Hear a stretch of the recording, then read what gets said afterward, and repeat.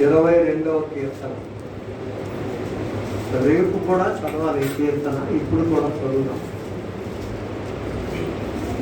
నేను మొదటి చరణం, పురుషులు 2వ చరణం, స్త్రీలు 3వ చరణం, మరలా 4, 5, 6 అలాగా. నా దేవా నా దేవా, నీవు నన్నేల విడనాడితివి, నన్ను రక్షింపక నా ఆర్తధ్వని వినక నీ వేళ దూరముగా నున్నావు.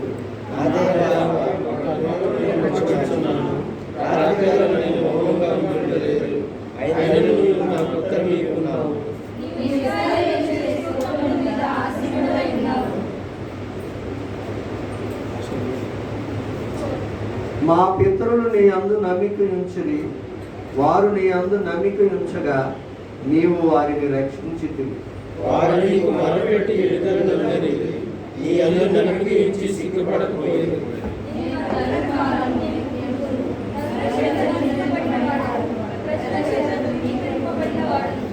నన్ను చూచు వారందరూ పెదవులు విరిచి తల ఆడించుచు నన్ను అపహసించుచున్నారు.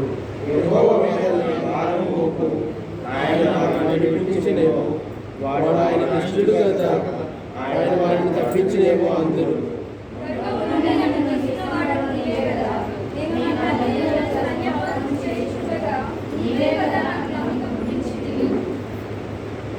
శ్రమ వచ్చి ఉన్నది, సహాయము చేయవాడెవడు?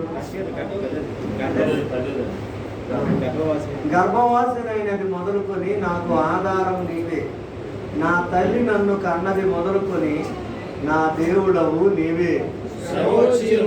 సహాయం చేయవాడెవడను లేడు, నాకు దూరముగా నుండకుము.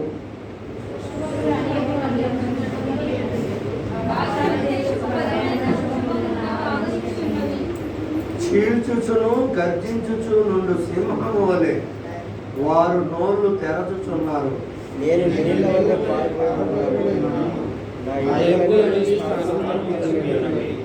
నా హృదయము అంతరంగమందు మైనము వలె కరిగి ఉన్నది.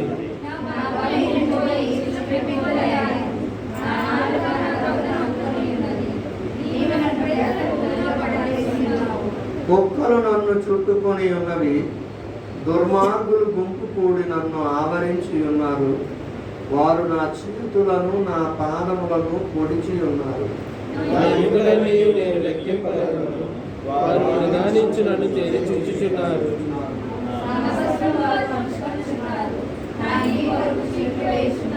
యెహోవా దూరముగా నుండకుము, నా బలమా త్వరపడి నాకు సహాయము చేయుము. ఖడ్గము నుండి నా ప్రాణమును, కుక్కల బలము నుండి నా ప్రాణము తప్పించుము.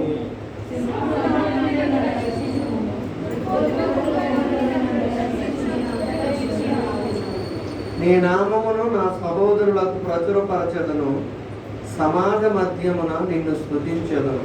యెహోవా యందు భయభక్తులారా ఆయనను స్తుతించుడి.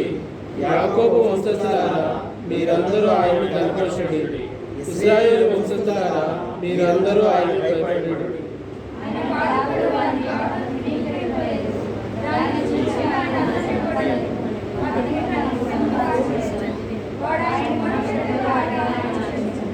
మహా సమాజంలో నిన్ను గూర్చి నేను కీర్తన పాడెదను. ఆయన యందు భయభక్తులు గల వారి ఎదుట నా మొక్కుబడులు చెల్లించెదను. దీనులు భోజనము చేసి తృప్తి పొందెదరు, యెహోవాను వెలుగువారు ఆయనను స్తుతించెదరు. నీ హృదయమును నిత్యము బ్రతుకుదురు.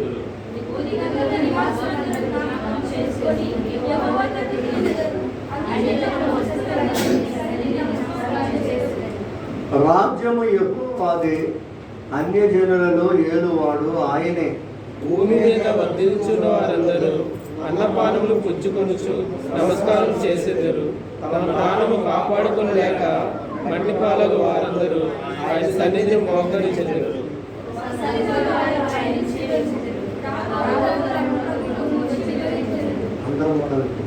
వారు వచ్చి ఆయన చేసిన గొప్ప ప్రజలకు తెలియజేద్దరు.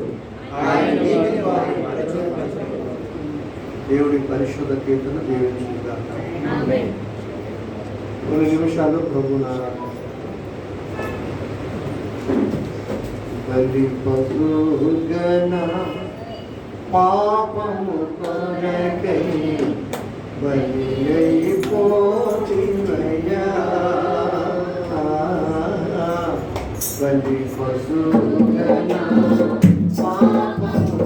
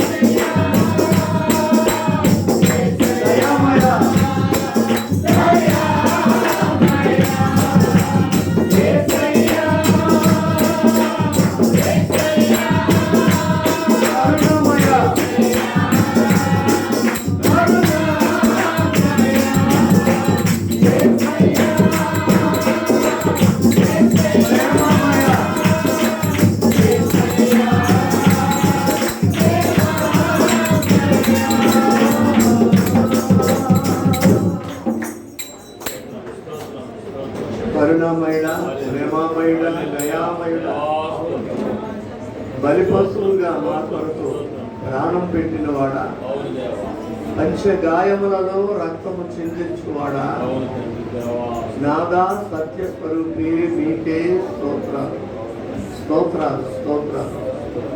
ఎలాంటి డేస్ అన్ని రోజులు కాపాడాలి.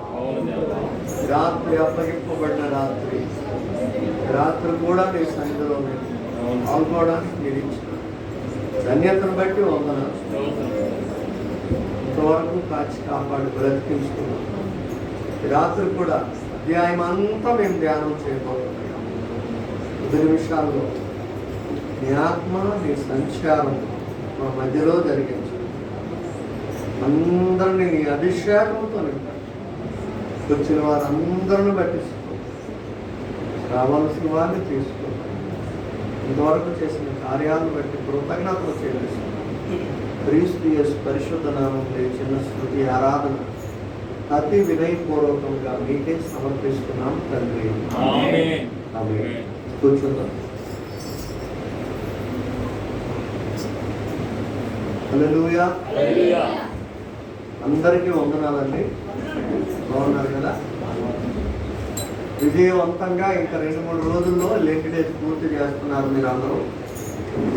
ఈ రాత్రి, రేపు రాత్రి, ఎల్లుండి రాత్రి క్లియర్ అవుతుంది. మంచిది.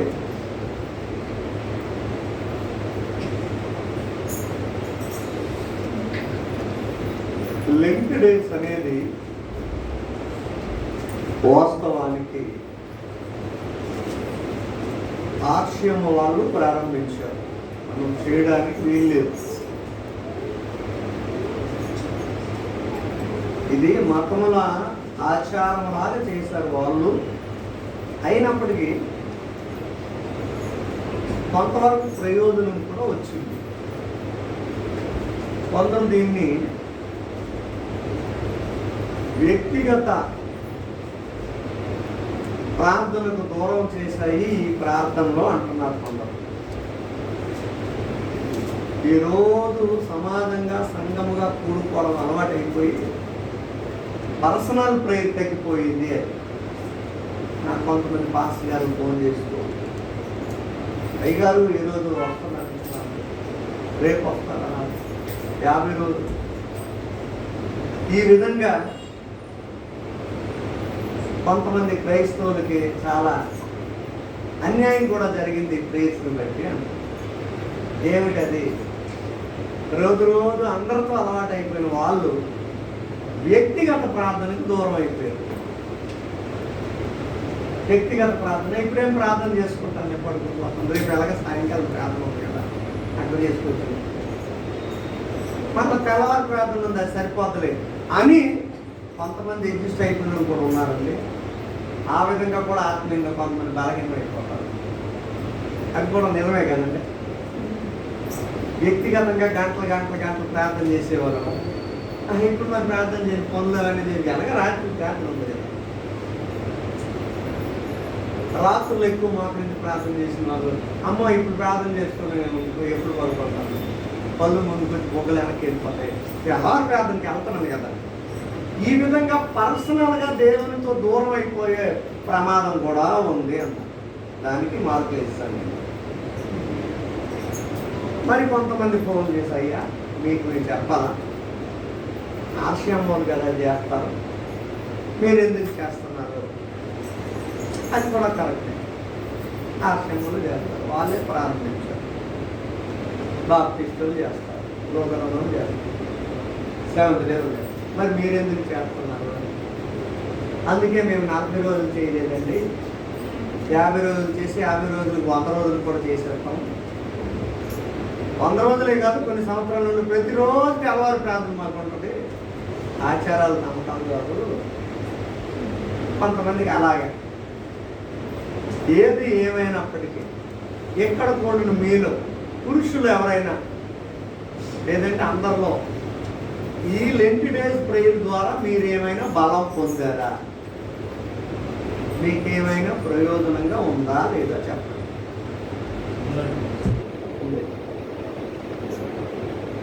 ఏ విధంగా బలం పొందారు? ఎవరో వస్తారు అందరి తరఫున చెప్పాను కాదు, కూర్చొని చెప్పాను. మిగతా రోజులైతే ఒక్కొక్క రోజు పద్ధతులతో కొన్నిసార్లు ప్రేయర్ చేసుకోవడానికి ఇదైతే దేవుడితో వాగ్దానం చేసుకోవడం కాబట్టి ఎవ్రీడే తీర్మానం చేసుకోవడం కాబట్టి ఒక సిస్టమ్కి అలవాటు పడ్డాను. ఓకే, స్త్రీలు మీరు చెప్పండి, ఈ లెండి డేస్ ప్రేయర్ ద్వారా మీరు ఏమైనా లాభం పొందారా? ఆత్మీయంగా ఏమైనా బలపడ్డారా?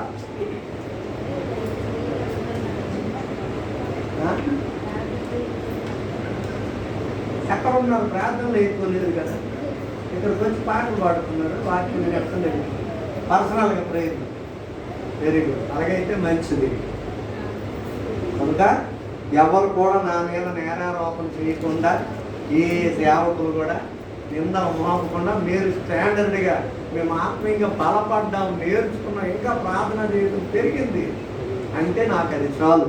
హల్లెలూయా. లేదు అనవసరంగా మీరు అందరూ వాళ్ళని కట్టిపడేశారు పాస్టర్ గారు అని కొంతమంది మీరు కూడా కట్టుబడిపోయారండి. చూసారా, మీరు ఒక మతానికి కట్టుబడిపోయారు. 3 రోజులకి మీటింగ్లకి రండి అంటే రాకుంటున్నారు, భోజనేట్లకి రండి అంటే రాకుంటున్నారు, ఇంటి గృహప్రవేశానికి రండి అంటే రాకుంటున్నారు, పెళ్లి చేసుకుంటానంటే ఇది అయిపోయే వరకు రాకుంటున్నారు. చూసారా, మీరు కూడా బంద్ అయిపోయారు. మేము అలాగేం బంద్ అవ్వలేదు కదండి. సరే, ఏది ఏమైనప్పటికీ ఆదివారంతో ఇది క్లోజ్ చేయకుండా మరి ఒక 50 రోజులు కంటిన్యూ చేస్తే అందరి నోళ్ళు ముగించవచ్చు. ఓకేనా? ఆలోచించుకొని చెప్తారా? అలవడానికి అర్థంగా ఉండాలి. హల్లెలూయా. మీరు పెట్టకపోయినా నేను కంటిన్యూ చేస్తాను. ఎలా కంటిన్యూ చేస్తానంటే ప్రతిరోజు ప్రార్థనే జరుగుతుంది. రోజుకు ఒక ఇంట్లో మళ్ళీ నిశ్చయించేస్తాను. ఉదాహరణకి మన ఆనందాలు ఇంటి దగ్గర ప్రార్థన ఎన్ని రోజులు అయింది? మార్చి 2న అయిందండి వాళ్ళ దగ్గర ఇంటి దగ్గర ప్రార్థన. అంటే ఎన్ని రోజులు అయింది?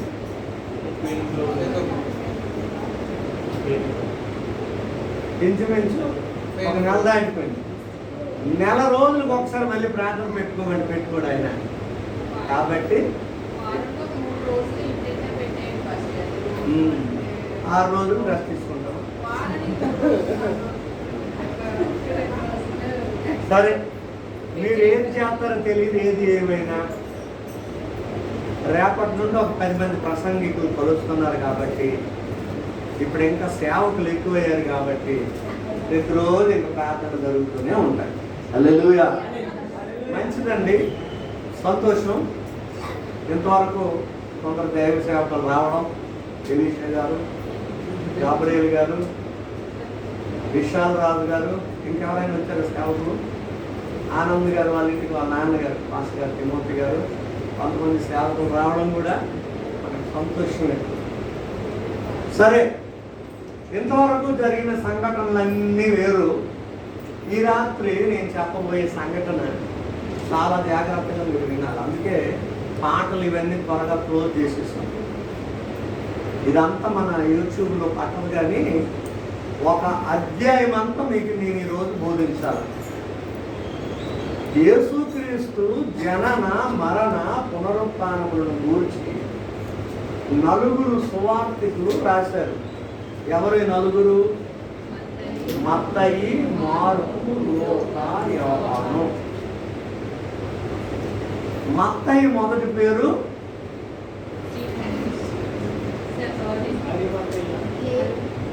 లేవి. మార్కు మొదటి పేరు యోహాను, జాన్ మార్క్ అంటారు. లూకా గారు మొదటి పేరు,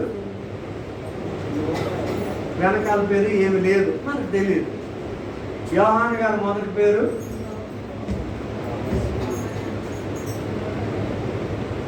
జబదై కుమారుడు అని ఉంది, ఉరిమిడి వారు అని ఉంది.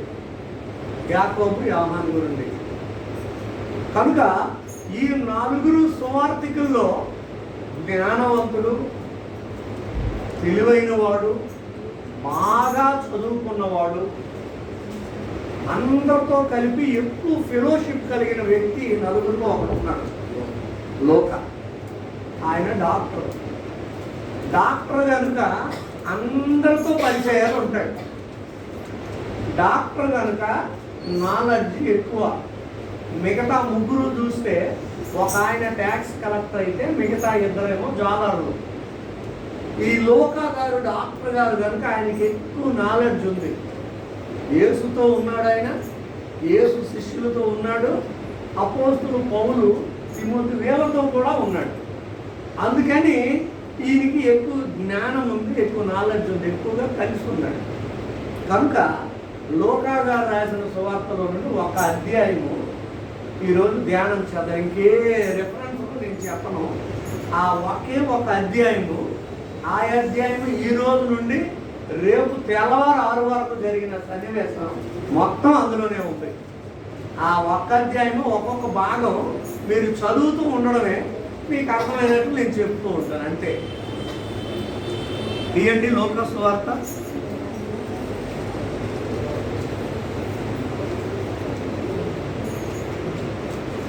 లూకా సువార్త తీశారండి.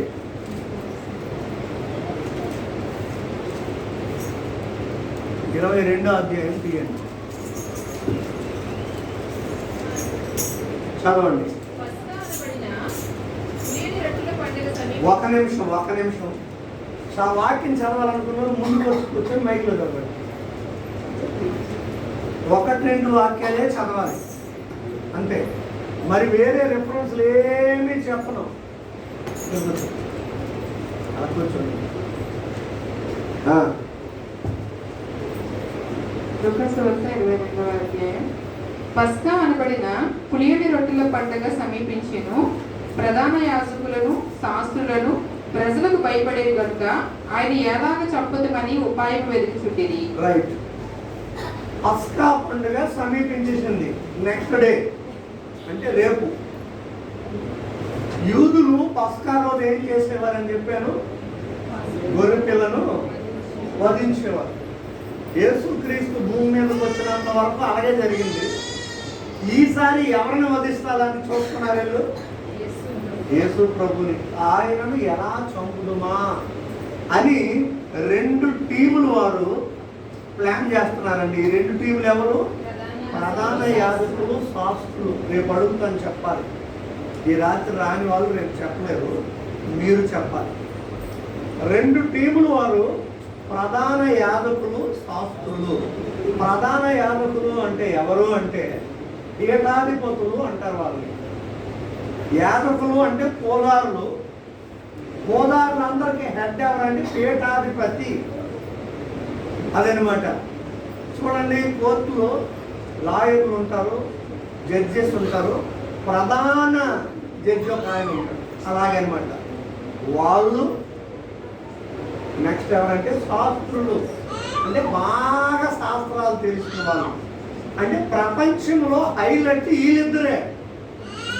ఆ రోజుల్లో ఉన్నతమైన మతానికి, ఉన్నతమైన కులానికి, ఉన్నతమైన బలానికి, జనానికి, అన్నిటికీ అర్హత కలిగిన వాళ్ళు ఎవరంటే వీళ్ళిద్దరే. ప్రధాన యాజకులు, శాస్త్రులు. వీళ్ళు ప్రజలకు భయపడ్డారట. మనం ప్రజల్లో నుండి ఈ యేసు ప్రభుని పట్టుకుంటే ప్రజలు మనకి విరోధులు అయిపోతారు. ఆయన ఏం చేశాడయ్యా, ఎందుకు అలా చేస్తున్నారు? గుడ్డోళ్ళకి చూపించాడు తప్ప, చెవిటోళ్ళకి వినికిడిచ్చాడు తప్ప, కుష్ఠరోగులను బాగు చేశాడు, చచ్చిపోయిన లేపాడు కదా. ఆయన ఎందుకని మళ్ళీ ప్రజలు మనకి వ్యతిరేకం అయిపోతారు. వ్యతిరేకం అయ్యారంటే ఓట్లు పడవు. ఓట్లు పడిపోతే ఓడిపోతాం. కనుక ప్రజలకు తెలియకుండా ఈయన ఎలాగ చంపుదామా అని ప్లాన్ చేస్తున్నారు. వాళ్ళ ప్లాన్ ఏంటండి? యేసు ప్రభు వారిని ఎలాగ చంపాలని వాళ్ళు ఆలోచన చేస్తున్నారండి. తగిన ఉపాయము వెతుకుతున్నారట. ప్లాన్ చేస్తుంది. ఎలాగైతే ఈయన్ని చంపుదాం, ఏ విధంగా చంపుదాం, ఈయన మీద ఏ నేరం మోపుదాం, ఏ తప్పును బట్టి ఈయన్ని ఇరికించి సెనసార్లు వేసి చంపేద్దాం అని యేసు మీద ఏదో ఒక నేరం మోపాలని చూస్తున్నారు. గమనించండి. ఇప్పటికీ ఉన్నారు ప్రధాన యాజకులు, శాస్త్రులు. యేసు మీద కాదు కానీ యేసులో ఉన్న వారి మీద యేసు వలే బ్రతుకుతున్న వారి మీద, యేసు కొరకు జీవిస్తున్న వారి మీద ఏమి నేరం మోపుదామని వెతుకుతున్నారు మనలో కూడా. ఎంత వెతికినా ఏ తప్పు దొరకడం లేదు. అలాగే లోకస్తులు నీ మీద ఎంత వెతికినా నీలో ఏ పొరపాటు కనబడకూడదు. పాత నిబంధనలో దానియేలు మీద ఎన్ని తప్పులు ఎదుగుతున్నారు కానీ కనబడడం లేదు. షద్రక్ మేషక్ అబేద్నెగో రాత్రే చెప్పాం, వాళ్ళ ఒరిజినల్ పేర్లు ఏంటి? అనన్య, మిషాయేలు, అజర్యా. వాళ్ళ మీద నేరమును మోపాలని ఎంత వెతుకుతున్నారు, ఏది దొరకడం లేదు. అలాగే నీ మీద నా మీద దేవుని కోసం ఎవరైతే కరెక్ట్గా బ్రతకాలని తీర్మానం చేసుకుంటారో వాళ్ళ మీద వెతుకుతారండి. ఏదైనా నేరం దొరుకుతుందా, ఏదో ఒకటి దొరుకుతుందా అని నేరం చూపిస్తామండి. యేసు మీద కూడా ఏదో ఒక నేరం చూపించి చంపుదామని ప్లాన్ చేసుకుంటున్నారండి ఈరోజు. ఇప్పుడు రెండో భాగం చదవండి. అంతేగా 12 మంది శిష్యుల సంఖ్యలో చేరిన ఇస్కరియోతు అనబడిన యూదాలో సాతాను ప్రవేశించెను. కనుక వాడు వెళ్ళి ఆయనను వారికి ఎలాగా అప్పగించవచ్చునో దాన్ని గురించి ప్రధాన యాజకులతోనూ అధిపతులతోనూ మాట్లాడెను.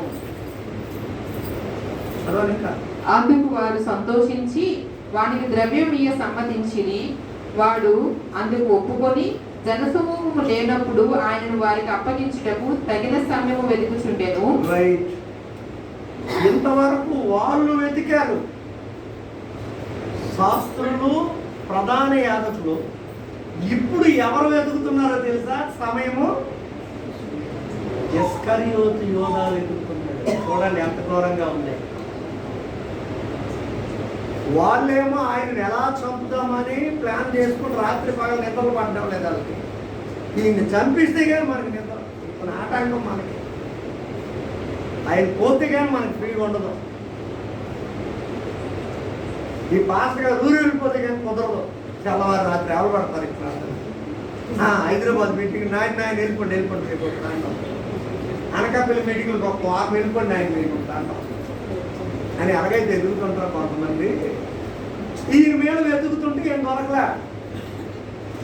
ఇంతలోగా యేసు ప్రభు 12 మంది శిష్యుల్లో ఒక శిష్యుడైన యూదాలో ఎవరు ప్రవేశించారట? జాగ్రత్త, రేపు అడుగుతాను మీకు చెప్పాలా. యూదాలో ఎవరు ప్రవేశించారు? అదేంటండి యూదా ఎవరు? ఒకప్పుడు బందిపోడు దొంగను చేర్చుకున్నాడు ఈయన. దొంగ గురుడు ప్రసంగం ఎవరైనా చేస్తే ఈ పాయింట్ కూడా కలపచ్చు. దొంగను చేర్చుకున్నాడు. మిగిలిన శిష్యులందరూ ప్రభువా వాడు దొంగ నాయన, వాడు దొంగ ముందు పోదంటే ఏం పర్లేదు చేర్చుకున్నాడు. ఒకటోది. రెండవది, ఆ దొంగోడికే డబ్బు సంచిచ్చాడు. తాళాలు దొంగోడి చేతిలో పెట్టాడు. నేను చర్చి తాళాలు ఎవరి చేతుల్లో పెడుతున్నాను తెలుసా? నేను అనలేదు, మీరు అనుకుంటున్నారు అంతే. అంటే ఎవరైతే గుడి దొంగలు ఉంటారో ఒళ్ళు సరుకులు మేము ప్రార్థనకు రామంటాం, వాళ్ళ చేతిలో పెడతాం.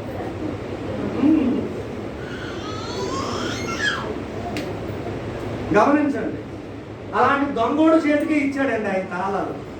ఆయనే ట్రెజరర్. ఈ 12 మంది గుటకలు మింగేస్తారు. 11 మంది. ఈడు దొంగోడు ఎవరి కానుక ఇచ్చినా ఈడు జోకులు వేసుకుంటాడు. హౌస్ విజిటింగ్కి వెళ్ళి యేసు ప్రభువుకి ఏదైనా ఇచ్చి ఈడు తీసుకుంటాడు. ఇలాంటి దొంగోడికి ఇచ్చాడేంటి అని కింద మీద పడుతున్నారు కానీ ఏమనడానికి లేదు. దొంగోడి చేతికి ఇచ్చాడు. అయితే ఒకానొక సమయం వచ్చేసరికి వాడు దొంగ బుద్ధి ఏంటనేది బయటపడిపోయింది. వీళ్ళేమో వెతుకుతున్నారు ఏదైనా నేరం దొరికితే ఎలా పట్టుకొని చంపుదామని ప్లాన్ చేసి వీళ్ళలోనికి సాతాను ప్రవేశించేశాడు. ఒక మనిషిలోనికి సైతాన్ని ప్రవేశించాలంటే ఆ మనిషి ఏం చేయాలా? యాకోబు ఏమన్నాడంటే చదవద్దు, మీకు రిఫరెన్స్ చెప్పనని ఇస్తాను. దేవుని యొద్దకు రండి, దేవునికి లోబడి ఉండుడి, అపవాదిని ఎదిరించుడి, అప్పుడు వాడు మీ యొద్ద నుండి. మరి ఇప్పుడు అపవాది మీ యొద్ద నుండి పారిపోవలసిన వాడు మీలోనికి వచ్చేసాడని దాని అర్థం ఏంటి? దేవునికి లోబడలేదు అని అర్థం. ఎవరైతే దేవునికి లోబడరో వారు అపవాదిని ఎదిరించలేరు, అపవాది వాడిలో నుండి పోడు. అయితే ఇప్పుడు వీడు దేవునికి లోబడలేదు. చాలామంది చర్చిలకి అయితే వస్తారు కానీ దేవునికి లోబడరు. అలాంటి వారిలోనే అపవాది ప్రవేశిస్తాడు. మరి వాడు చర్చికి రావాలంటే మరొకరిలో నుండి రాలేడు. ఎవరైతే దేవునికి లోబడరో, ఎవరైతే సేవకుడికి లోబడరో అలాంటి వారిలో ఎవరు ఉంటారట? అపవాది ఉంటాడు. ఎందుకుంటాడు? అందరినీ పాటు చేయడానికి. కనుక ఈ అపవాది సాతాను ఆయనలో ప్రవేశించేశాడు. ఎప్పుడు సాతాను ప్రవేశించాడో ఇప్పుడు ఎవరి దగ్గరికి వచ్చాడట? ప్రధానులు మరొక టీం కలిశారు ఇక్కడ. ఎవరండి? అధిపతులు. ముందు 2 టీములే కనబడ్డాయి. ఎవరెవరు? ఇక్కడ ఎవరు? 3వ టీం అధిపతులు కూడా, అంటే మినిస్టర్లు కూడా కలిశారు. అంతవరకు శాస్త్రులు ఉన్నారు, రాజులు ఉన్నారు. ఇప్పుడు అధికారం కలిగిన మినిస్టర్లు కూడా కలిసిపోయారు. వీళ్ళందరూ ఒకటైపోయారండి. రాజు, బ్రాహ్మణులు, మినిస్టర్లు. అధికారాలు ఏళ్ళ దగ్గరే ఉంటాయి, ధర్మశాస్త్రం ఏళ్ళ దగ్గర ఉంటాయి, గ్రంథాలు ఏళ్ళ దగ్గర ఉంటాయి, డబ్బు ఏళ్ళ దగ్గరే ఉంటాయి. వీళ్ళందరూ ఏకమైపోయారు. వీళ్ళు ఆలోచన చేస్తుండగా వాళ్ళ దగ్గరికి వచ్చేసాడండి. వారితో మాట్లాడాడు. వీడికి ఏం పని అండి? వాళ్ళ దగ్గరికి వెళ్ళి మాట్లాడిన పని ఏం పెట్టింది?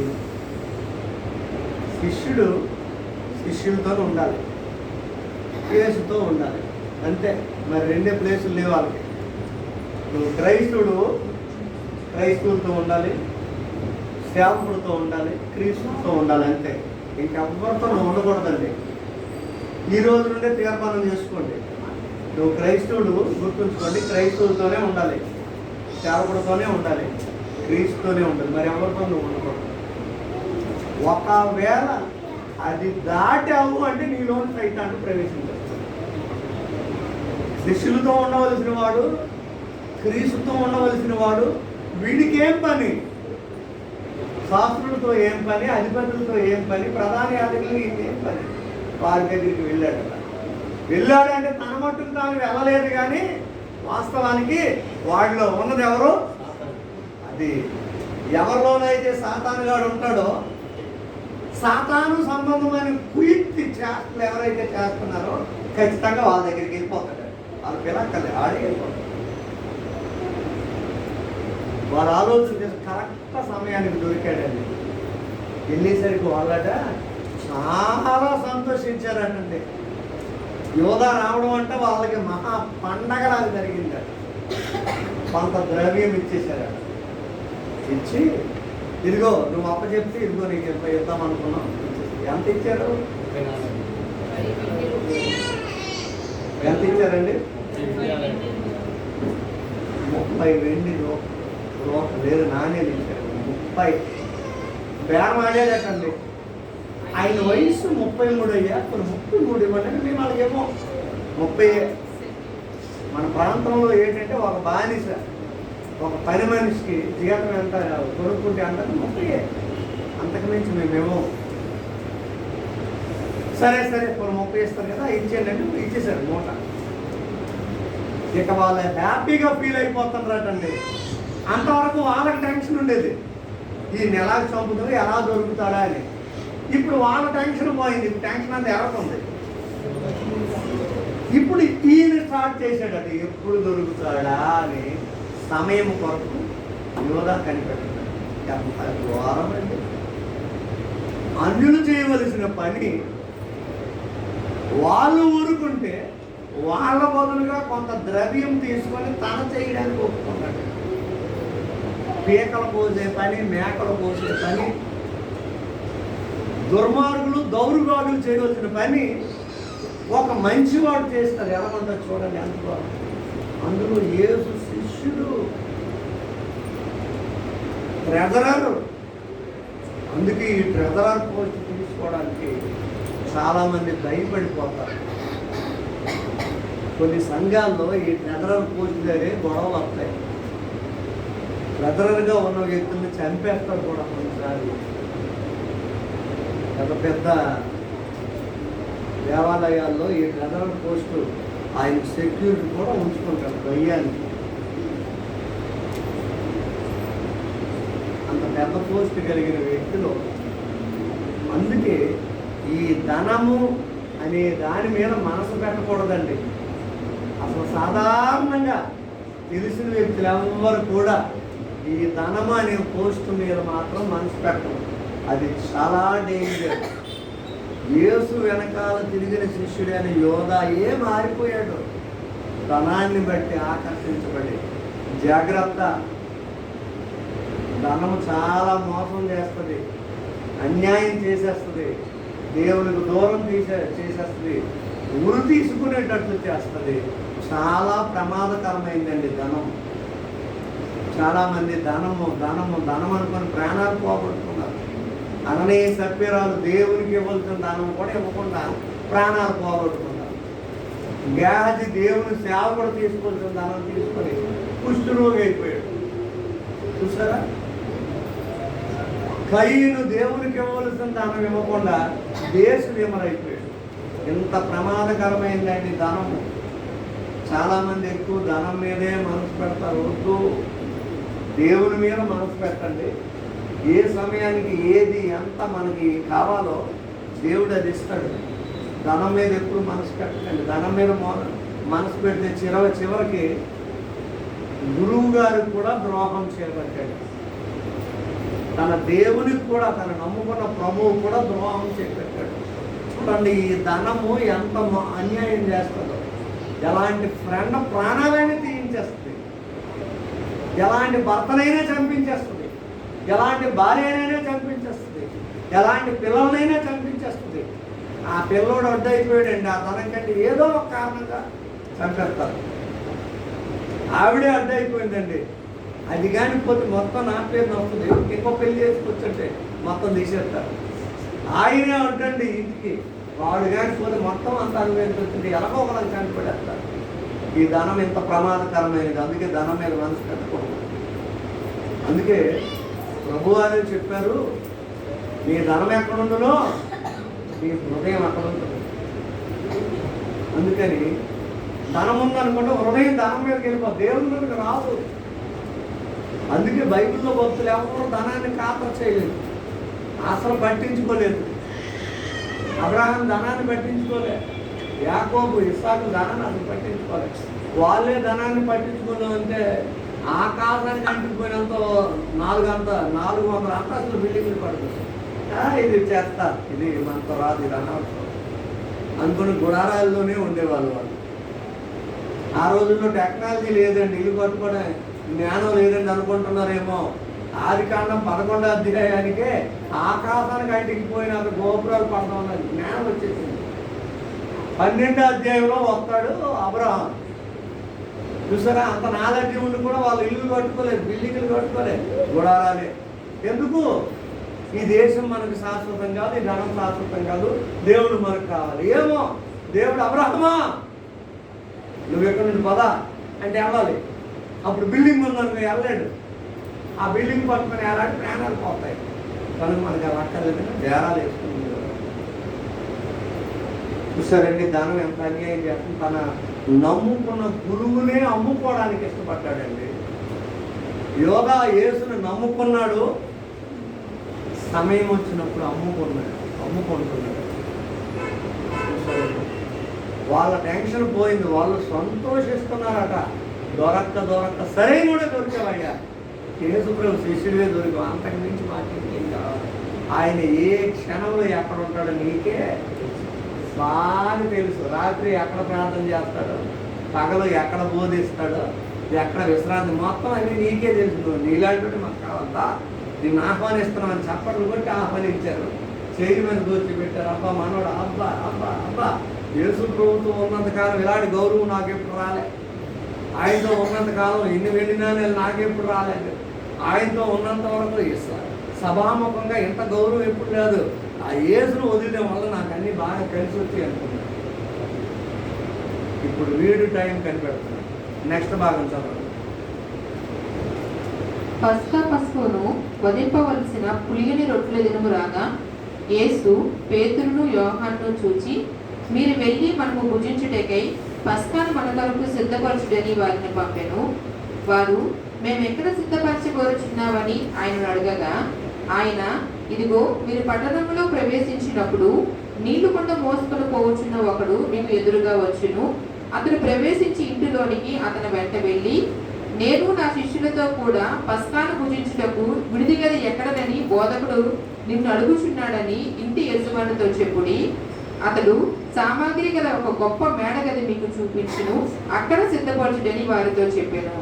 వారు వెళ్ళి ఆయన తమతో చెప్పినట్టుగా కనుకొని పస్కాను సిద్ధపరిచిరి. రైట్.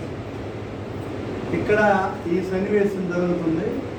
యోధా కనిపెడుతున్నాడు అప్పచెప్పడానికి. ఇక యేసు ప్రభు వారు, ఇదిగో పస్కాను మనం ప్రిపేర్ చేయాలి కదా, ఎందుకంటే యేసు యూదులే, వీళ్ళందరూ యూదులే, మరి ఆ పండగను ఆచరించాలి కదా అని పేతురును యోహాను ఎక్కువ సందర్భాల్లో యేసు ప్రభు ఎక్కువగా తెలిసింది పేతురు యోహాను. ఎక్కడికి వెళ్ళినా వీళ్ళిద్దరు జతలు పేతురు యోహాను సొంత అన్నదమ్ములే కదండి. యోహాను యాకోబు అన్నదమ్ములు, పేతురు ఆంద్రేయ అన్నదమ్ములు. ఆ జతలో ఒకడు, ఈ జతలో ఒకడు, వీళ్ళిద్దరిని ఎక్కువ తెలిసింది. ఇప్పుడు మనం పస్కాను సిద్ధపరచాలి. ఎక్కడ ప్రభా, ఎక్కడ సిద్ధపరచమంటావు? ఇదిగో మీరు గ్రామంలోనికి వెళ్ళండి, కొండ మోసుకొని వెళుతున్నప్పుడు మీకు ఎదురు పడతాడు. ఏం కొండ? నీలకొండ. నీలకొండ అనేసరికి మీకు ఎవరైనా గుర్తు వస్తున్నారా? పాత నిబంధనలో నీలకొండ మోస్తుంది రెబకా. కొత్త నిబంధనలు ఎవరైనా గుర్తు వస్తున్నారా? నీలకొండ సమరయేస్తుంది కదా, అలా గుర్తు రావాలన్నమాట. కొండ మోసుకుంటున్న వాడు మీకు ఎదురు పడతాడు. మీరు వెళ్ళి వాడితో మాట్లాడారు, బాబు మా బోధకుడు పస్కాను సిద్ధపరచమంటున్నాడు, గది ఎక్కడో ఏంటో అడగమన్నాడు మీకంటే. అలాగా, అయితే సరే రండి, నేను వెళ్ళి మీకు ఆ గదిని చూపిస్తున్నాను, వాడే మీకు చెప్తాడు వెళ్ళండి అన్నాడు. ఇప్పుడు ఇంకొక విషయం కూడా మనకు గుర్తు రావాలి. మాట్లాడే వాళ్ళ రోజు ఏమన్నాడు? మీ ఎదురుగా ఉన్న గ్రామంలోకి వెళ్ళండి, కట్టబడి ఉన్న గాడిద పిల్లలు ఉంటాయి, మీరు వెళ్ళి విప్పుతున్నప్పుడు ఒకడు వస్తాడు, ఎందుకయ్యా విప్పేస్తుందని అడుగుతాడు. అప్పుడు మీరేం చెప్పాలి? ఇది ప్రభువు కావాల్సి ఉందని చెప్పండి, వాడే విప్పించి పంపిస్తాడు. అది జరిగింది. ఇప్పుడు ఇక్కడేమంటున్నాడు? నీలకుండా పట్టుకున్నవాడు ఒకడు మీకు ఎదురు పడతాడు, ఆయనతో చెప్పండి మా ప్రభువులో చెప్పాడు పస్కాను ప్రిపేర్ చేయాలంటే వాడే మీకు చెప్తాడు అని. ఆ విధంగానే తీసుకెళ్ళి అదంతా రెడీ చేసే విధానాన్ని ప్లాన్ చేసి అక్కడ పస్కాను సిద్ధపరిచారండి. హల్లెలూయా. ఇప్పుడు ఒక 3 సందర్భాలు అయ్యాయి. నెక్స్ట్ చదవండి. ఆ గడియ వచ్చినప్పుడు ఆయనయు ఆయనతో కూడా అపోస్తుల పంక్తిని కూర్చుండిరి. అప్పుడు ఆయన, నేను శ్రమ పడక మునుపు మీతో కూడా ఈ పస్కాను భుజింపవలనని మిక్కిలి ఆశపడితిని. అది దేవుని రాజ్యంలో నెరవేరు వరకు ఇక ఎన్నడూ దానిని భుజింపనని మీతో చెప్పుచున్నానని వారితో చెప్పి ఆయన గిన్నె ఎత్తుకొని కృతజ్ఞతాస్తుతులు చెల్లించి, మీరు దీన్ని తీసుకొని మీలో పంచుకొనిడి. ఇక మీదట దేవుని రాజ్యము వచ్చే వరకు నేను ద్రాక్షారసము తాగనని మీతో చెప్పుచున్నానని అనెను. పిమ్మట ఆయన ఒక రొట్టె పట్టుకొని కృతజ్ఞతాస్తుతులు చెల్లించి దానిని విరిచి వారికిచ్చి, ఇది మీ కొరకు ఇయ్యబడుచున్న నా శరీరము, నన్ను జ్ఞాపకము చేసుకున్నటకు దీన్ని చేయుడని చెప్పాను. ఆ ప్రకారమే భోజనమైన తరువాత ఆయన గిన్నెయు పట్టుకొని, ఈ గిన్నె మీ కొరకు చిందింపబడుచున్న నా రక్తము వలనైన క్రొత్త నిబంధన, ఇదిగో నన్ను అప్పగించు వాని చెయ్యి నాతో కూడా ఈ బల్ల మీద ఉన్నది. నిర్ణయింపబడిన ప్రకారము మనుష్య కుమారుడు పోవచ్చున్నాడు గాని ఆయన ఎవరి చేత అప్పగించబడుచున్నాడో ఆ మనుషునికి శ్రమ అని చెప్పాను. వారు ఈ పనిని చేయబోచున్న వాడెవరో అని తమలో తాము అడుగుకొని సాగిరి. రైట్. ఆ గడి వచ్చింది, పస్కాను ప్రిపేర్ చేసే గడియ. రాత్రి అయింది, అందుకే ప్రభురాత్రి భోజనము అంటున్నాము. దీనికి శిష్యులందరూ రెడీ అవ్వండి, మనం ఇప్పుడు పస్కాను తీసుకుందాం. అనేసరికి 12 మంది శిష్యులు కూడా ఉన్నారు. యోధా కూడా వాళ్ళతో వచ్చి తెలిసిపోయింది. తన ప్లాన్ తను లోపలే ఉంచుకున్నాడు, బయటికి మాత్రం శిష్యుడిలాగా వచ్చి కూర్చున్నాడు. ఇక్కడ మీలో కూడా కొంతమంది మీ ప్లాన్లు ఏవో లోపల ఉంచుకుంటారు, బయటికి మాత్రం ఉంచుకున్నాడు. నేను సంఘస్థురాలు, నేను సంఘస్థుని, లోపల మాత్రం రకరకాలు. మీలో అంటే మీరే అని కాదు, చాలామంది అనుకుంటారు. ఓకే, ఇక స్టార్ట్ అయింది పస్కా. పస్కాలో ఏం చేస్తారట? రొట్టెని విరవడము, ద్రాక్షారసం త్రాగడం, ఈ కార్యక్రమం జరుగుతుంది కదా. వెంటనే ఆయన కృతజ్ఞతా స్తుతులు చెల్లించి రొట్టెని విడిచి, ఇదిగో దేవుని రాజ్యంలో ఇదే మీకు ఫైనల్, ఇంకెప్పుడు నాతో మీరు ఇది చేయడానికి అవకాశం దొరకదు, ఇదే మంచి అవకాశం తీసుకోవాలని రొట్టెను ద్రాక్షారసాన్ని ఇచ్చాడు. రొట్టెని ఇచ్చినప్పుడు ఏమన్నాడు? ఇది నా శరీరం అన్నాడు. ద్రాక్షారసం ఇచ్చినప్పుడు నా రక్తం. మీలో మీరు కూడా దీనిని కొనసాగించాలి, ఇది కంటిన్యూ చేయాలి అని చెప్తూ, ఇదే సందర్భంలో మీలో ఒకడు నన్ను అప్పగింపబోతున్నాడు అని చెప్పేశాడు. అయినను వాడు అప్పగింపబడుతున్నాడని నేను అప్పగింపబడటం లేదు, అది నా తండ్రి చిత్తం, అది జరగవలసి ఉన్నది కాబట్టి అది జరుగుతుంది. కానీ ఎవరి వలన అప్పగింపబడుతున్న వానికి శ్రమ అని చెప్పేశాడు. ఇక వేలులో వేలు డిస్కషన్, నువ్వేంటంటే యాహాను నువ్వా, అమ్మో ఏనా బాబు నా ప్రాణానికి ప్రాణం, ఆంధ్రేయ నువ్వా, ఇల్లు డిస్కషన్. అక్కడ జరుగుతున్న 4వ విషయం అది. తర్వాత చదవండి, సమయం అవుతుంది కదా. తమలో ఎవడు గొప్పవాడిగా ఎంచబడునో అనే వివాదము వారిలో పుట్టగా ఆయన వారితో ఇట్లనెను, అన్యజనములలో రాజులు వారి మీద ప్రభుత్వం చేయుదురు, వారి మీద అధికారం చేయువారు ఉపకారులు అనబడుదురు. మీరైతే అలా ఉండరాదు. మీలో గొప్పవాడు చిన్నవాని వలను, అధిపతి పరిచారకుని వలను ఉండవలను. గొప్పవాడెవడు? భోజన పంక్తిని కూర్చుండువాడా, పరిచర్య చేయువాడా? పంక్తిని కూర్చుండువాడే కదా. అయినుండి నేను మీ మధ్య పరిచర్య చేయువాడి వలె ఉన్నాను. నా శోధనల్లో నాతో కూడా నిలిచి ఉన్నవారు మీరే గనుక నా తండ్రి నాకు రాజ్యము నియమించినట్టుగా నా రాజ్యములో నా బల్ల యొద్ద అన్నపానములు పుచ్చుకొని సింహాసనముల మీద కూర్చుండి ఇశ్రాయేలు 12 గోత్రముల వారికి మీరు తీర్పు తీర్చుటకై నేనును మీకు రాజ్యము నియమించుచున్నాను.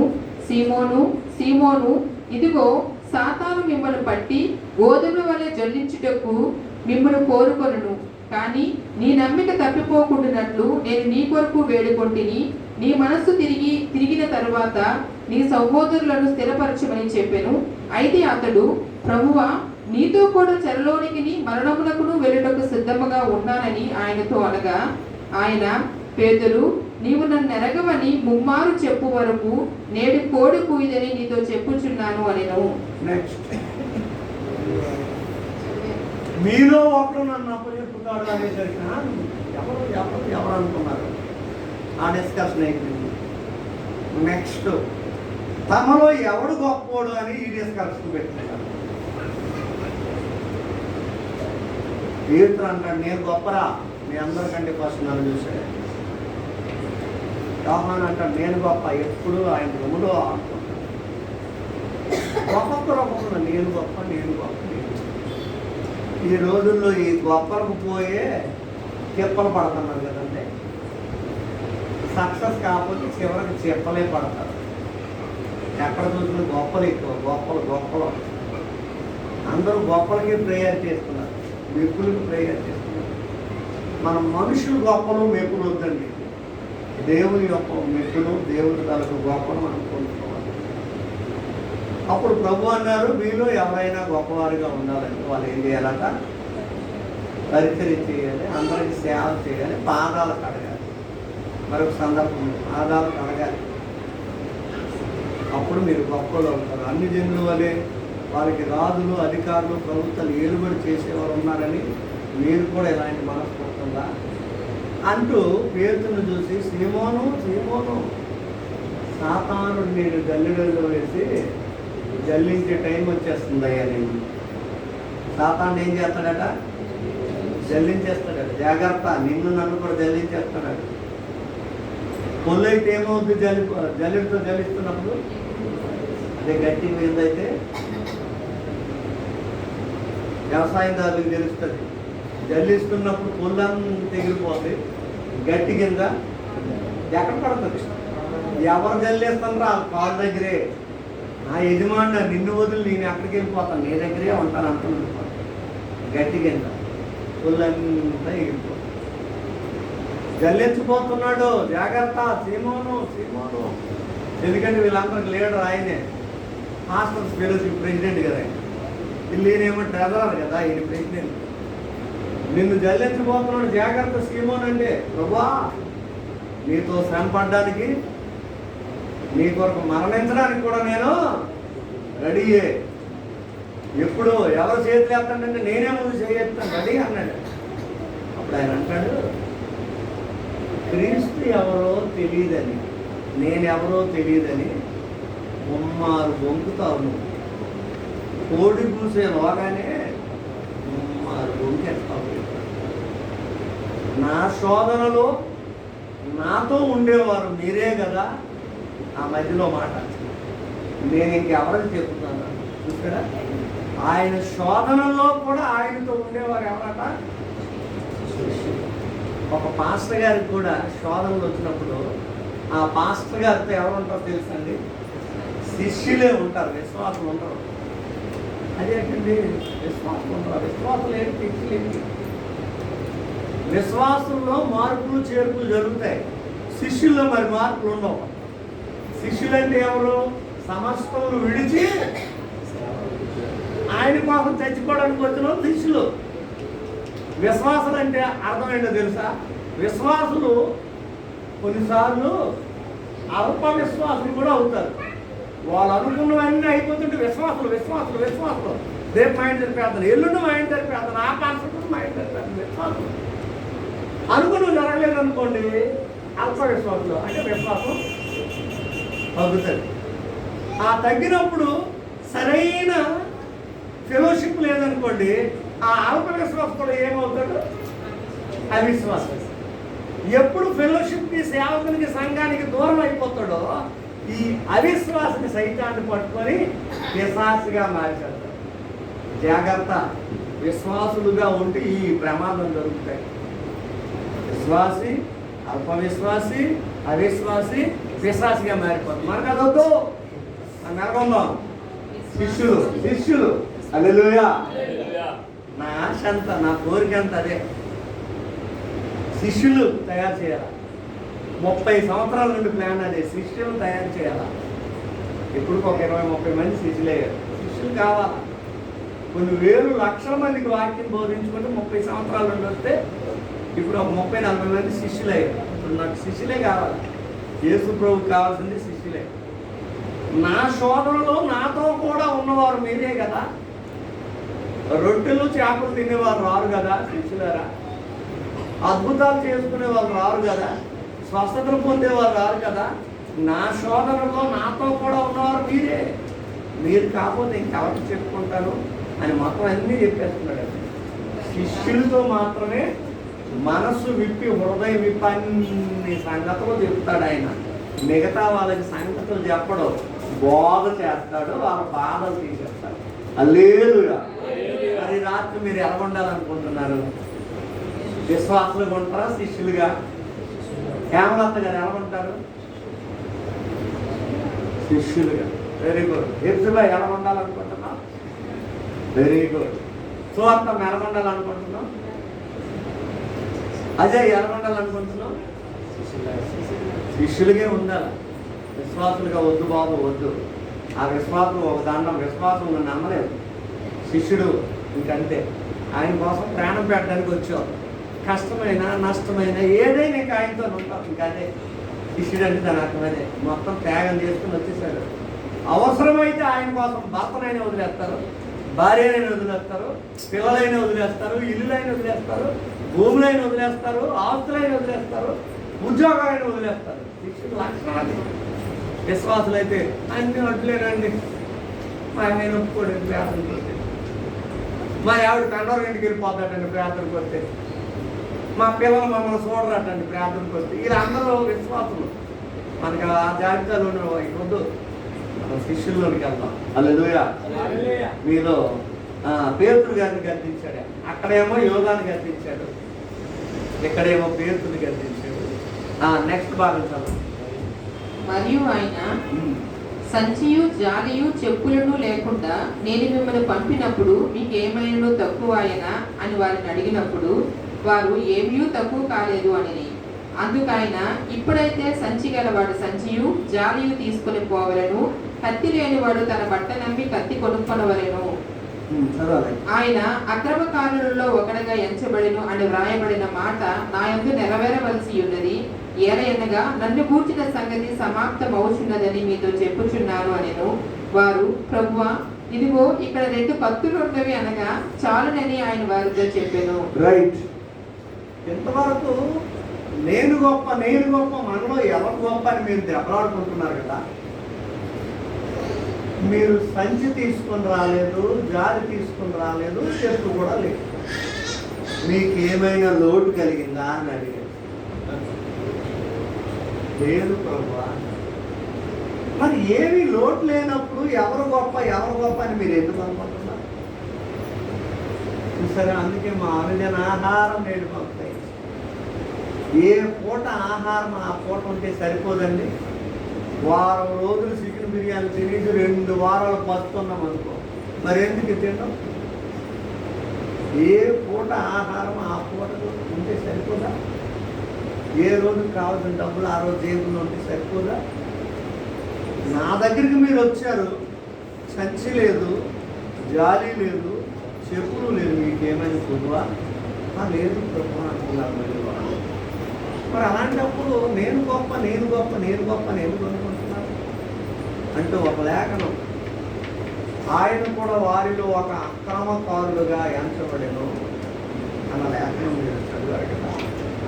ఇంతవరకు అవేవి మీకు లేవు, ఇప్పుడు కత్తి అవసరం, మీ దగ్గర కత్తి ఉందా అని అడిగారు. వాళ్ళు ఏమన్నారండి? కత్తులు ఎందుకండి? యేసు ప్రభు వెనకాల వెళ్ళిన కత్తులు ఎందుకు? అవసరం అయితే వాడడానిక? కత్తులు దేనికి అసలు? చెప్పండి, మీ ఐడియా చెప్పండి. కత్తెనైనను జాలినైనను చెప్పులు ఏది వద్దన్నాను కదా. మరి ఇప్పుడు కత్తి ఉన్నదంట, 2 కత్తులు ఉన్నాయి. ఎవరైనా ఉన్నాయి కత్తులు? కత్తులు ఎందుకు తెచ్చుకున్నాడని పేతురు దగ్గర ఉన్న అంత పర్టికులర్గా మనం ఎందుకు అంటున్నామంటే, ఒక ప్రధాని యాజకుని కుడిసేవి నరికేసాడు. చేగుడు ముక్క రాజిపోయినట్టు రాజిపోయింది కదా. ఆ చువ్వలా నరికాడు, ఎంత బాగా నరికాడు. ఆ రోజుల్లో ఫోటో ఉంటే మన అందరికి వాట్సాప్లో పెట్టి ఒక పట్టి వచ్చి కన్నాలి. 2 కత్తులు ఉన్నాయ్యా, సరే అవి చాలు అని ఎందుకన్నాడో తర్వాత నెక్స్ట్ భావించాలి. తరువాత ఆయన బయలుదేరి తన వాడుకు చెప్పున ఒలీవల కొండకు వెళ్ళగా శిష్యులను ఆయన వెంట వెళ్ళిరి.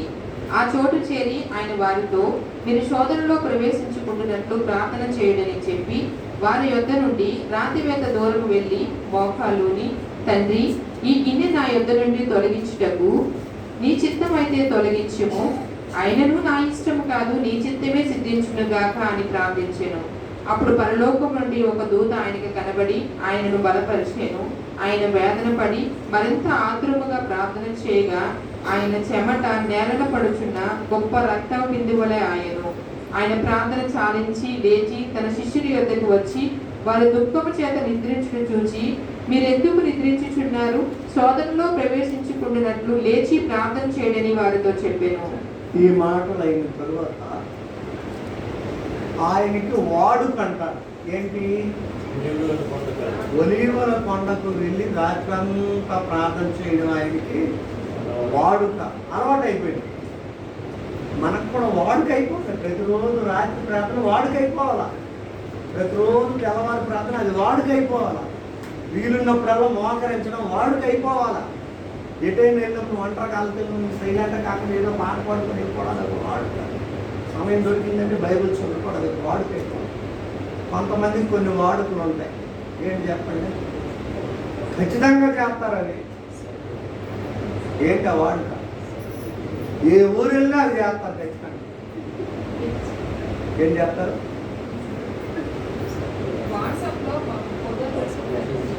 వాట్సాప్లో ఫోటోలు పెట్టుకుంటారు, స్టేటస్లు పెట్టుకుంటారు. అది వాడుక. అంటే మేమే హైదరాబాద్ వెళ్ళామని చెప్పడానిక? అదేదో ఎస్తేరు గారిని, మోషి గారిని, వాళ్ళ టీం లీడర్లు వాళ్ళు. ఏంటో ప్రతి మనిషి పుట్టినప్పటి నుండి చచ్చే వరకు కొన్ని వాడుకలు ఉన్నాయి. చెప్పండి, ఏం చేయడం? ఖచ్చితంగా తిండి అది వాడుక, లేదంటే చచ్చిపోతాడు. ఇంకా నిద్ర. విజయ్ కుమార్ దేన్ని ఎక్కువ ప్రేమిస్తున్నాడో దాన్ని చెప్పేశాడు. హల్లెలూయా. నిద్ర ప్రతి మనిషికి. ఇంకా ఏంటంటే స్నానం చేయడం, ఎమర్జెన్సీ వార్డు, ఇంకా పని చేయడం, ఇవన్నీ వాడుకి. అలాగే క్రైస్తవులుగా మన వాడికి ఏమైపోవాలో తెలుసా? యేసు ప్రభు వాడుకలోనికి మార్చేయాలి. ఇవన్నీ లోక సంబంధమైన వాడుకలు. గూడు, గూడు, గుడ్డ అవి ఉంటే బతుకుతాము అన్నారు కదా. లోకంలో బ్రతకడానికి అవి చాలండి. పరలోకంలో బ్రతకడానికి ప్రార్థన, వాక్యము, ఆరాధన అవి ఉంటే చాలు, బ్రతకవచ్చు. హల్లెలూయా. ఈ మూడు ఈ లోకంలో బ్రతకడానికి, ప్రార్థన, వాక్యము, ఆరాధన అనేది పరలోకంలో బ్రతకడానికి. అది నీకు వాడుక అయిపోవాలంతే. అందుకే ప్రార్థనా శక్తి నాకు కావాలయ్యా అని రాత్రి పాడాను. ఏం కావాలండి? శక్తి కావాలి, పరిశుద్ధాత్మ శక్తి కావాలి, నిన్ను స్తుతించే శక్తి కావాలండి. ఆ శక్తి ఎప్పుడు వస్తుందంటే అపోస్తులు 1:8 అయినను పరిశుద్ధాత్మ మీ మీదకి వచ్చినప్పుడు, అది శక్తి నీకు కావాలంటే పరిశుద్ధాత్మ నీ మీదకి రావాలి. నీ మట్టుకు నీవైతే శక్తి ఉండదు. యేసు ప్రభు వారు కూడా వాడుకు చొప్పున ప్రార్థనకి వెళ్ళి శిష్యులతో చెప్పాడు, ఇక్కడ ప్రార్థన చేయండి అని. ఒక రాతి వేట దూరము ముందుకెళ్ళాడట. మీరు ఎప్పుడైనా లైన్లో రోడ్డు మీద వెళ్ళినప్పుడు రాళ్ళు వేస్తారు, కొలత రాళ్ళు. ఎంత డిస్టెన్స్ వేస్తారు ఎప్పుడైనా చూసారా? కిలోమీటర్ రాళ్ళు ఉంటాయి కదా, ఎంత దూరం వేస్తారు? కాదు, 200 మీటర్లకు ఒక రాయి వేస్తారు. మీరు ఎప్పుడైనా ఉదాహరణకి విశాఖపట్నం 20 కిలోమీటర్లు అని ఉందనుకోండి, దాని తర్వాత ఒక రాయి వస్తుంది 8 వస్తుంది, దాని తర్వాత ఒక రాయి వస్తుంది 6 వస్తుంది, దాని తర్వాత ఏమో 4 వస్తుంది, దాని తర్వాత ఏమో 2 వస్తుంది, దాని తర్వాత ఏమో 19 కిలోమీటర్లు వస్తుంది. అంటే 200 మీటర్లకు ఒక రాయి. 200 మీటర్లు పక్కాగా మీకు క్లియర్గా కావాలంటే ఇప్పుడు మేమున్న ఇంటి నుండి కరెక్ట్గా గాంధీ బొమ్మ సెంటర్కి, నేను బండి మీద అన్నీ కనిపెడతాను, కరెక్ట్గా 200 మీటర్లు అండి. ఎంత దూరం. శిష్యులనేమో మీరు ఇక్కడ ప్రార్థన చేయండి అని చెప్పి అంత దూరం వెళ్ళి ఆయన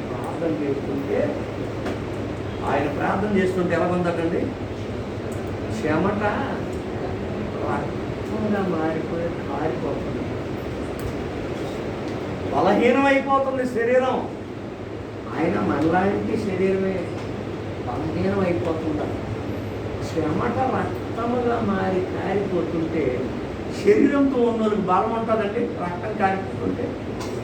అందుకని ఒక దేవదూత భూమి మీదకి దిగొచ్చి ఆయనను బలపరిచాడు. ఎందుకు? ఆ చెమట రక్త బిందువులుగా కారిపోయి ఆయన బలహీనం అయిపోతే నెక్స్ట్ వాళ్ళు వచ్చి వేసిన సిలువ ఈయన మొయ్యలేడు, కొరడా దెబ్బలు తట్టుకోలేడు, చేతులకు మేకులు కొట్టించుకోలేడు. అందరూ ఇష్టం వచ్చినట్టు వారికి నచ్చిన రీతిలో పడతారు, ఆయన కాయలేడు. అందుకని ఆయన శరీరం కృషించిపోతుంటే, బలహీనం అయిపోతుంటే లోకం నుండి ఒక దేవదూత దిగి వచ్చి ఆయనను బలపరిచాడు. దానియేలు 21 రోజులు ఉపవాస ప్రార్థనలో ఉన్నప్పుడు దానియేలు బలహీనం అయిపోతుంటే ఒక దేవదూత వచ్చి, దానియేలు నీవు నాకు బహుప్రియుడు అయ్యా అని దానియేలు 21 రోజులు ఉపవాసం ఉన్న దానియేలుని బలపరిచాడు. అర్థమైందా? యేసుక్రీస్తు 40 రాత్రులు పగళ్ళు ఉపవాసం ఉండి బలహీనం అయిపోయినప్పుడు దేవుని దూతలే వచ్చి ఆయనకి పరిచర్య చేసి బలపరిచాడు. నీవు నేను కూడా విజయం సాధించాలి, జయం మనకు రావాలంటే దేవదూత మనకు వచ్చి బలపరిస్తే కానీ మనం ఆ పని చేయలేము.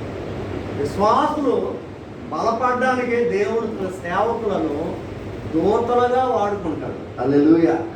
అందుకు వాక్యంలో ఉంది, యెహోవా యాజకులు ఆయన దూతలు అని రాయబడింది. దేవుని సేవకులే లేకపోతే సంఘం బలహీనం అయిపోతుంది, విశ్వాసంలో బలహీనం అయిపోతావు, ప్రార్థనలో బలహీనం అయిపోతావు. అందుకే దేవుడు దూతను మీ ఇంటికి పంపించి మిమ్మల్ని ధైర్యపరుస్తాడు, మిమ్మల్ని మందిరంలోనికి పంపించి వాక్యం ద్వారా మిమ్మల్ని బలపరుస్తాడు. అప్పుడు నువ్వు అమ్మయ్యా ఈరోజు పాస్టర్ గారు వాక్యం చెప్పారు, నాకు కొంచెం బలము లేదంటే నువ్వు బలహీనమై ఎండిపోయి చచ్చిపోతావు, శారీరకంగా బ్రతుకుతావు, ఆత్మ సంబంధంగా ఎండిపోయి చచ్చిపోతావు. అందుకే దేవుడు తన సేవకులు దూతలుగా నిలబెడతాడు. నువ్వు ఎప్పుడైనా ఆలోచించావా విషయం? పరలోకం నుండి దూత వచ్చి యేసుక్రీస్తుని బలపరిచిందట. చూసారండి, ఆయనకే దూతల సహాయం కావాల్సి వచ్చింది, ఆయనకే పరిశుద్ధాత్మ శక్తి కావాల్సి వచ్చింది. మరి నీకు నాకు అక్కర్లేదా?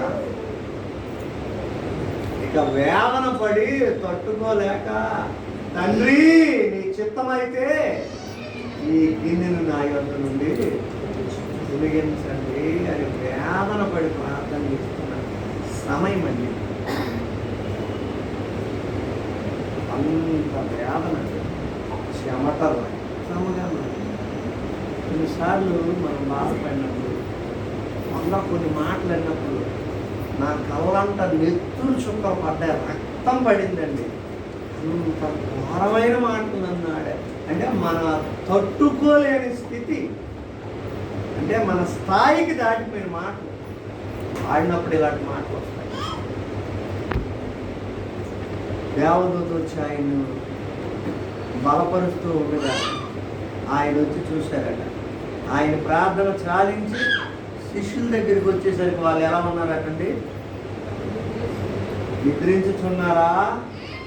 మీరు శోధనలో పడకుండా ఉండేటట్టు లేచి ప్రార్థన చేయండి అని చెప్పారు. తర్వాత ఇంకొక సందర్భం చదవండి, ముగించేస్తాను. ఆయన ఇక్కడ మాట్లాడుచుండగా ఇదిగో జనులు గుంపుగా వచ్చిరి. 12 మందిలో యూదా అనబడిన వాడు వారి కంటే ముందుగా నడిచి యేసును ముద్దు పెట్టుకున్నట్టు ఆయన యుద్ధకు రాగా, యేసు, యూదా, నువ్వు ముద్దు పెట్టుకుని మనుష్య కుమారుని అప్పగించుచున్నావా అని వాడితో అనగా, ఆయన చుట్టూ ఉన్నవారు జరగబోవు దాన్ని చూచి, ప్రభువా, కత్తితో నరుకుదమా అని ఆయనను అడిగిరి. అంతలో వారిలో ఒకడు ప్రధాన యాజకుల దాసుని కొట్టి వాడి కొడు చెవి తెగ నరికెను.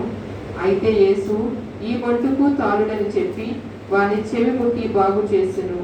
యేసు తనను పట్టుకొని వచ్చిన ప్రధాన యాజకులతోనూ దేవాలయపు అధిపతులతోనూ పెద్దలతోనూ, మీరు బందిపోటు దొంగ మీదకి వచ్చినట్టు కత్తులతోనూ బుద్ధిలతోనూ బయలుదేరి వచ్చిందిరా? నేను అనుదినము మీ చెంత దేవాలయంలో ఉన్నప్పుడు మీరు నన్ను పట్టుకొనలేదు. అయితే ఇది మీ గడియయు అంధకార సంబంధమైన అధికారమును అనెను. చాలు. ఎప్పుడైతే శిష్యులు నిద్రపోతున్నారో ఆయన వచ్చి, అయ్యో మెలుకుని ప్రార్థన చేయలేదా? మిగిలిన సువార్తలోనైతే నా నిమిత్తం ఒక్క గడి అయినను మీరు మెలుకు ఉండలేరా? నిజంగా వేదన కలిగిస్తాయి అన్నమాట. నా నిమిత్తం ఒక్క గడియ. చూడండి, తన గురువు కొరకు శిష్యులు ఒక్క గడి కూడా నిద్ర లేకుండా ప్రార్థన చేయలేకపోతున్నారు. ఎప్పుడైతే ఆయన ప్రార్థన ముగించారు, వెంటనే మరికొన్ని టీంలు కలిసాయండి. ఇంకెవరు కలిశారు? ప్రధాన యాజకులతో ఇంకెవరు? పెద్దలు. వీళ్ళందరూ కలిసారు.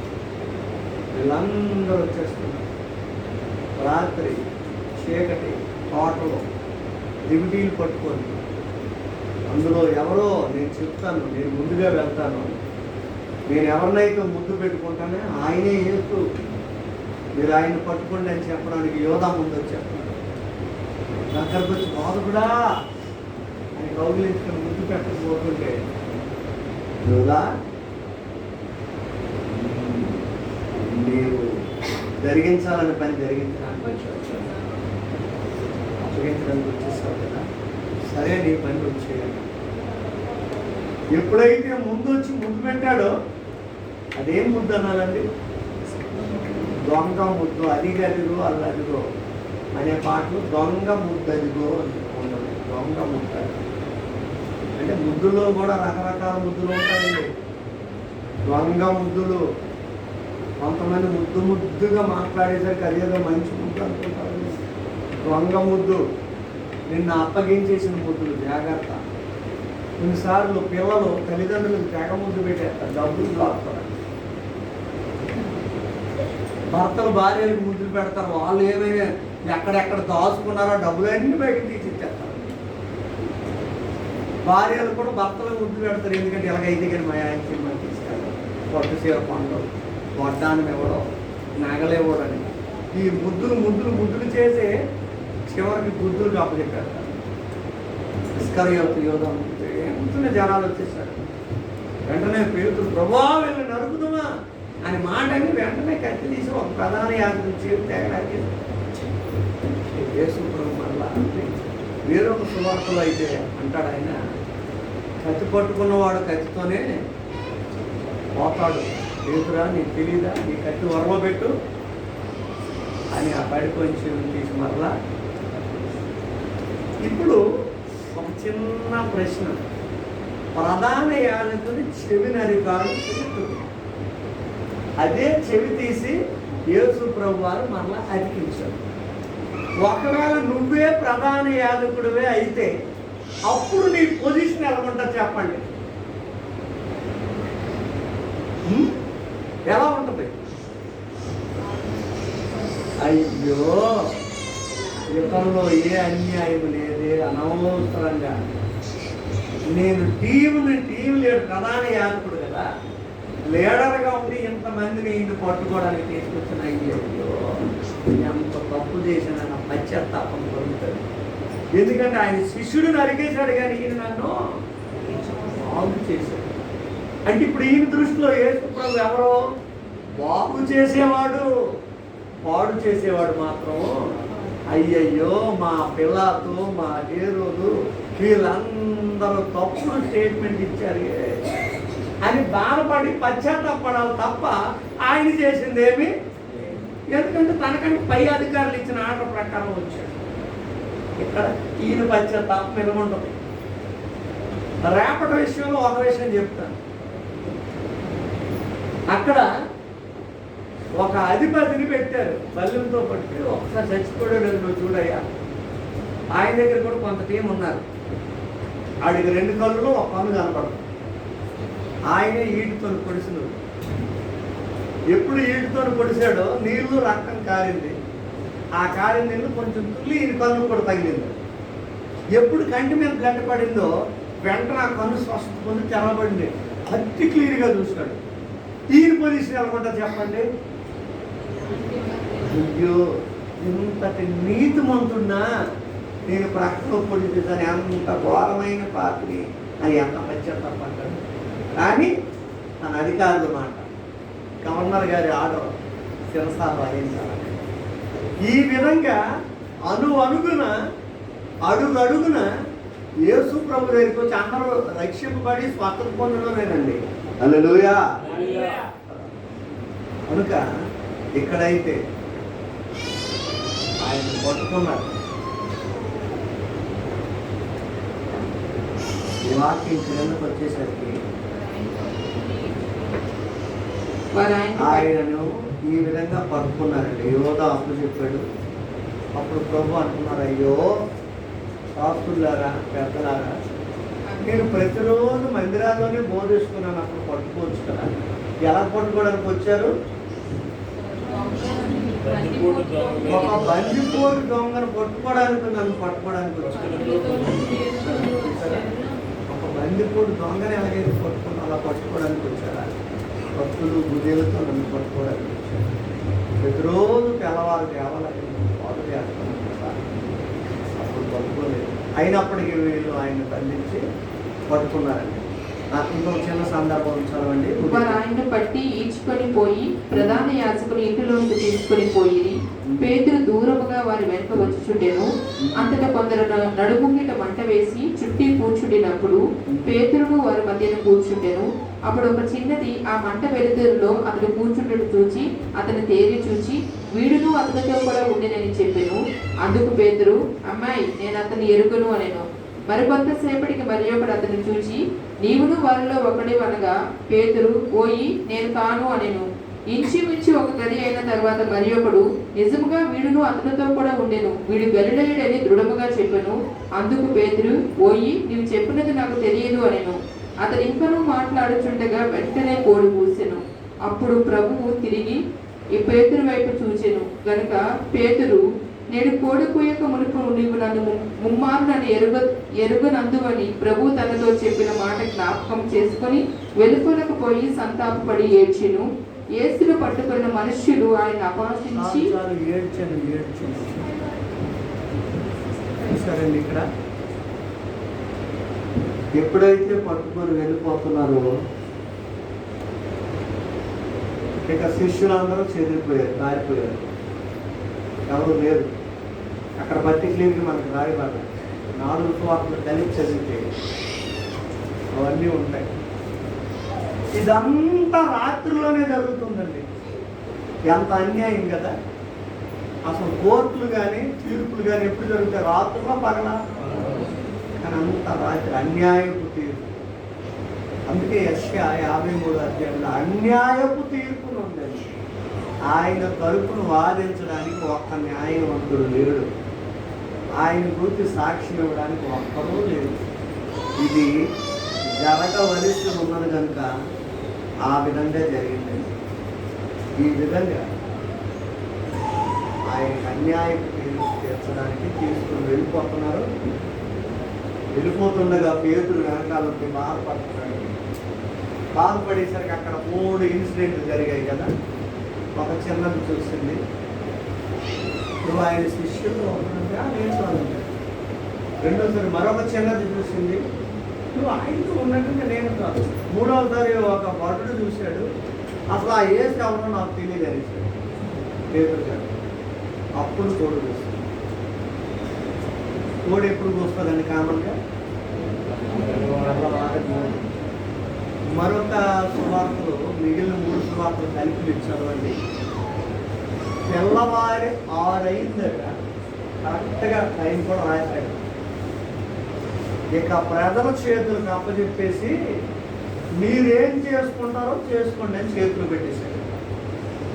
గవర్నర్ గారు, రాష్ట్రపతి గారు, రాజు గారు, సీఎం మినిస్టర్లు అందరూ కలిపి ఇక మీరేం చేసుకుంటారో మరి మీ ఇష్టమే అని తెల్లవారు 6 అయిందా నాకు చేతులు పడేశారు. ఇదండి ఈ రాత్రంతా జరుగుతున్న సన్నివేశం. ఇంచుమించు 7 కోర్టులకు తిప్పారు ఆయన. 7 కోర్టు అంటే ఆ రోజుల్లో బిల్డింగ్ ఏమి లేవు.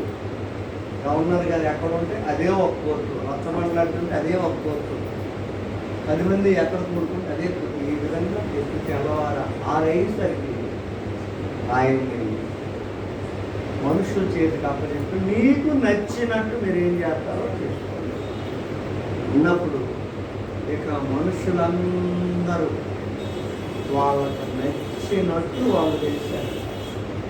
బైబిల్లోనైతే అంత పర్టికులర్గా వివరించలేదు, కానీ దీని అనుబంధ పుస్తకాల్లోనైతే గుద్దేవాళ్ళు, తన్నేవాళ్ళు, ఈడ్చేవాళ్ళు, ఉమ్ము వేసేవాళ్ళు, పైకెక్కి తొక్కేవాళ్ళు, రకరకాల చిత్రహింసలు చేశారు. ఆయన ఎవరో తెలియక, ఇది గుర్తుంచుకోండి, ఆయన ఎవరో తెలియక చేశారండి ఆ రోజుల్లో. అయితే ఇప్పుడు మనం తెలుసుకున్న నువ్వు ఏం చేస్తున్నావు చేస్తున్నావు. వాళ్ళు తెలియక చేశారు, తెలుస్తున్నవి ఏం చేస్తావు జాగ్రత్తగా గమనించి రేపటి దినం కొరకు మనం సిద్ధపడతాం. దేవుడి మాటలు దేవుని చెప్పారు. ప్రార్థన చేసుకున్నాను. పరిశుద్ధుడు అయిన తండ్రి, మీకు వందనాలు. ఇదిగో ఈ యొక్క అధ్యాయం అంతా కొంతవరకు ధ్యానం చేయడానికి మీరు ఇచ్చిన ధన్యతను బట్టి వందనాలు. 2020 సంవత్సరాల క్రితం ఏ సంఘటన అయితే జరిగిందో ఆ రాత్రి, ఈ రాత్రి దానిని మేము జ్ఞాపకం చేసుకుంటున్నాం. ఆనాటి ప్రజలు తెలియక అలా చేస్తారు, ఈనాటి ప్రజలు తెలుసు కూడా అలాగే చేస్తున్నారు. క్షమించు. ఉదయకాలము 6 గంటలకు ప్రజల చేతుల్లో అప్పగింపబడ్డావు. 9 గంటల వరకు వీధుల్లో తిప్పుతూ 9 గంటలకు ప్రభా గొల్గొతాలో సిలువ వేయబడ్డావు. 10, 11, 12, 1 గంట, 2, 3 ఏదైతే మంచి ఎండ సమయం అంతా బాధలు అనుభవించి మా కొరకు ఈ ప్రాణాన్ని రక్తాన్ని బలిగా ఇచ్చారు. బలి పశువుగా మా కొరకు బలైతే అందుకు మేము ఏమివ్వగలం? మీ రుణం ఎలా తీర్చుకోగలం? మీ స్థానం మాకు ఇచ్చేస్తాం. ఇప్పుడు మీరు మాకు ఇచ్చిన స్థానంలో మేము నీవలే బ్రతిక అనుభవాలు మీరు మాకు నేర్పించారు. మీరే మహిమ పొందండి, ఘనత పొందండి, ప్రభావం పొందండి. వ్యక్తమైన మాటలు అందరిలో ఫలించినట్లు సహాయం చేసి చూపించండి. సమస్త మహిమను, ఘనత, ప్రభావములు మీకే సమర్పణ చేసుకోండి. వచ్చిన వారందరి మీదకి నీ ఆశీర్వాదాలు అంటూ మీకు సహాయం చేసి మేలు చేయండి. క్రీస్తు యేసు పరిశుద్ధ నామములో ఈ ప్రార్థన మీకు అప్పగిస్తున్నాను తండ్రి. తండ్రి అయిన దేవుని ప్రేమ, కుమారుడైన యేసు క్రీస్తు కృప, పరిశుద్ధాత్మ అన్యోన్య సహవాసము సన్నిధి కూడి ఉన్న మనకు సర్వలో పరిశుద్ధులకు రేపటి దినం జరగబో కార్యక్రమం అంతటికి సదాకాలం తోడైంది నడిపించును కాక. ప్రభు యేసు నామమున సంపూర్ణ విజయం కలుగును గాక.